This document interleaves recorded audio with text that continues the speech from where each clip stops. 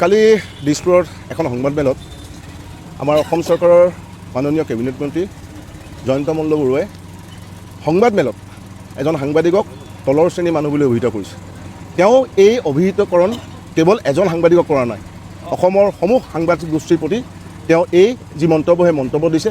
আৰু ইয়াৰ দ্বাৰা এটা কথা স্পষ্ট হৈ পৰিছে যে তেওঁ যি শ্ৰেণীবিভাজন সেই শ্ৰেণীবিভাজন আনিবলৈ চেষ্টা কৰিছে আৰু ভাৰতীয় সংবিধানৰ 15 অনুচ্ছেদ খৰ্ব কৰিছে, য'ত সকলোকে সমতাৰ অধিকাৰ দিয়া হৈছে। আৰু আমি এই শিৱসাগৰ অৰুণোদয় জন্মস্থান, অসমৰ প্ৰথমখন সংবাদপত্ৰ জন্মস্থানৰ জেগাৰ পৰা আমি শিৱসাগৰ সমূহ সাংবাদিকে এটা কথা কেবিনেট মন্ত্ৰী জয়ন্ত মল্ল বৰুৱাক সকীয়াই দিছোঁ, তেওঁ যেন এনেধৰণৰ তুষ্ট তাচ্ছিল্য মন্তব্য সাংবাদিকৰ প্ৰতি নাৰাখে। এতিয়া মানুহ নেকি সাংবাদিক গোষ্ঠীখিনি কি চব তলৰ মানুহ নেকি?